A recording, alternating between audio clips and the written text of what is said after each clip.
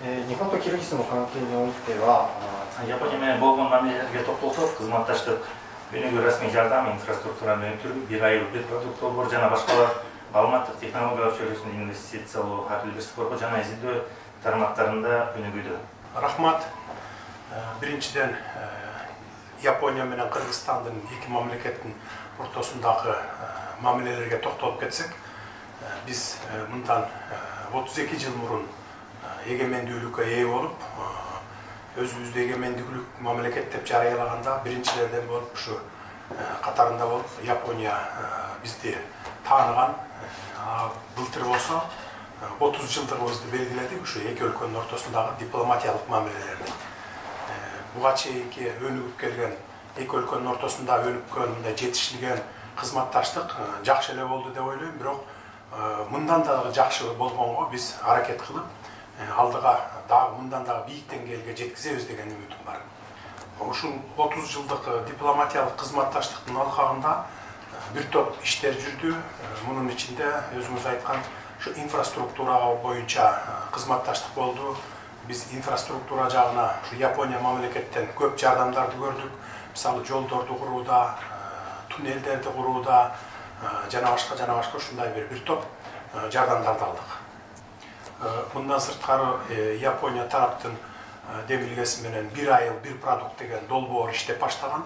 Азыр бул долбоор ийгиликтүү ишке ашып жатат. Бул ар бир айылда ушуну ийгиликтүү ишке ашырыш үчүн болгон күч аракетин жумшап, Япония тарап менен тыгыз байланышта иштеп жатат азыр биздин элдерибиз. Агыл бирсти колдоо жагы болсо, бул бизде дүйнө жүзүндө агыл бирстердин жалпы санын алганда ошонун 90% биздин Кыргызстанда деп эсептелет.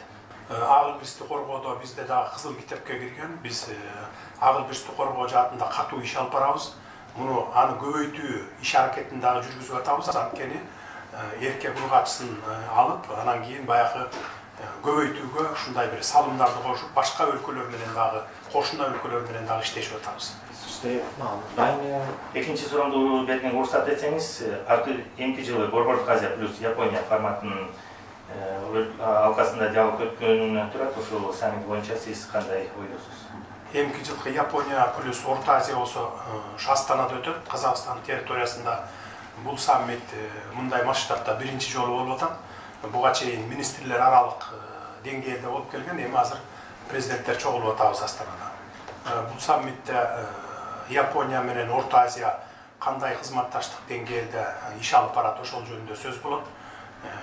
Орто Азия менен Япониянын ортосундагы кандай багыттарда, мисалы ушул кен байлыктар бизде Орто Азияда көп, ушул тармактарда, анан логистикалык ушундай борборлорду ачуу боюнча, ушундай түзүмдөрдү түзүү боюнча сөз болот деп мен күтүп атам.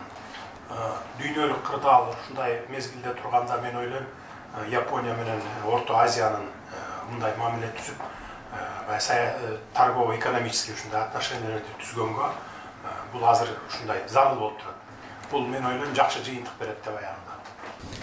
今の質問でちょっと詳しく聞きたいんですけど。Азыр айтып кеткениңизде, Япония менен Борбордук Азия жана Япония менен Кыргызстандын ортосундагы карым-катнаштар ошол саммиттин алкагында андан ары да уланып кеткенге бир өбөлгө түзүлөт. Ал нерсе Кыргызстан үчүн жана башка Борбордук Азиядагы өлкөлөр үчүн маанилүү деп айттыңыз. Ошол мааниси эмне үчүн ошол маанилүү, ошол жөнүндө кичине билдирип коесузбу?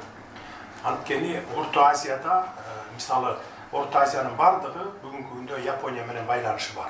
Мисалы биздин Кыргызстанды эле ала турган болсок, биз Япониядан эң негизги болгон жанагындай автомобилдерди сатып алуу боюнча, жаңы технологияларды, жаңы ушундай бир жетишкендиктерди сатып алуу боюнча биз иш алып барабыз.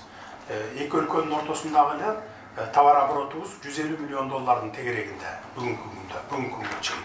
Мен ойлойм, мындан ары дагы өсөт депчи. Ошол сыяктуу биз сыяктуу эле башка кошуна өлкөлөрүбүз Борбор Азиядагы Япония менен кызматташууга мына ушул жагынан кызыктар деп ойлойм. Жаңы технологияларды тартууга кызыктар болот. Жаңы ушундай техникаларды алууга кызыктар болот. Ошондуктан Орто Азия менен Япониянын ортосунда кийинки жакшы жетишкендиктер болот деп күтөбүз.